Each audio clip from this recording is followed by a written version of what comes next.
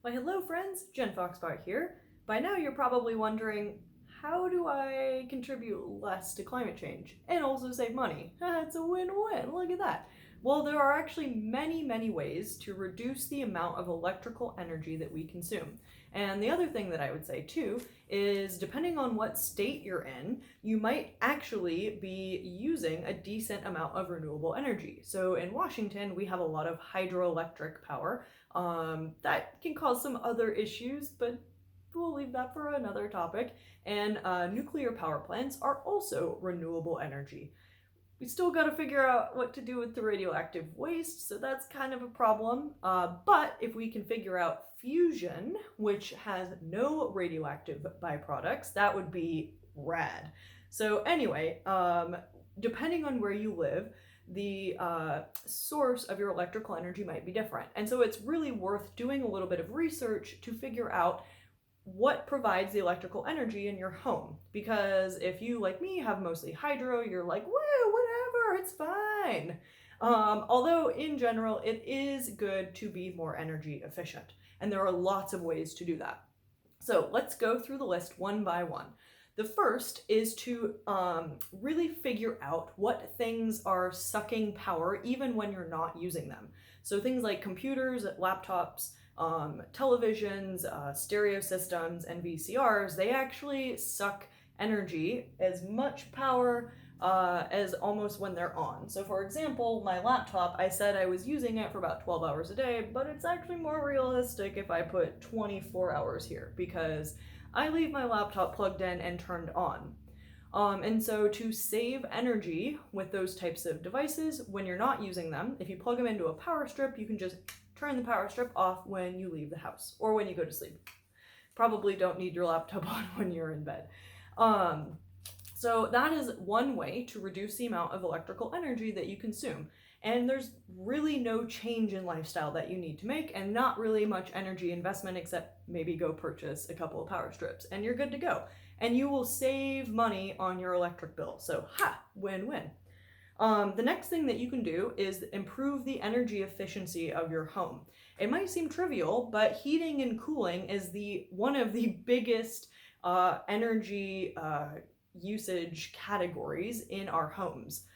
So if you do things like get double pane windows or making sure that your doors and windows are totally sealed, adding insulation, all of these things that you can do to make your home more energy efficient will save you a lot of money and it will reduce the amount of electricity that you're using in heating and cooling.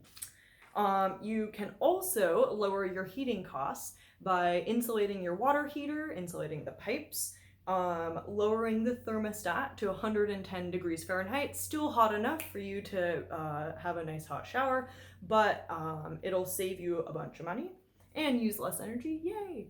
You can also install aerators and low flow shower heads. And of course, you can use less hot water, so you can run your laundry in cold water and it'll be just fine. And also, when you're washing your hands, it doesn't always need to be hot water. And then lastly, make sure that when you're running the dishwasher and your washer dryer that you only are using full loads. So if you have like 3 cups in your dishwasher, they can wait. The other thing is to keep your appliances clean, especially filters, and making sure that you're using energy saving settings wherever possible. This one's my favorite. If you plant trees and shrubs on the south and west sides of your residence, it does 2 things. One, it provides insulation in winter, so it helps your house retain heat, so you don't have to heat it as much. And it also provides shade in summer. And plus, plants are rad, and they improve our mental health. So yay, plant more trees, woo! Okay, and then the last category is a little bit trickier and costs some money, but if you can, install and use energy efficient and or programmable smart appliances.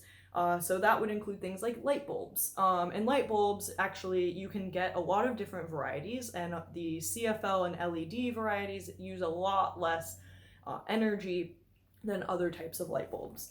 Thermostats, one of my friends was talking about a thermostat that measures the temperature in each room and adjusts the heating of their house accordingly, which is super rad because smaller rooms are much more efficient to heat And so if you are measuring the temperature based on a small room like your bedroom versus the living room, which might be a little bit bigger, you can reduce the amount of heating. Refrigerators, washer dryers, heaters and coolers, and water heaters are all appliances that you can get that have energy efficiency savings. So it'll save you money and it'll reduce your energy consumption. Yay! So there are lots of things that we as individuals can do.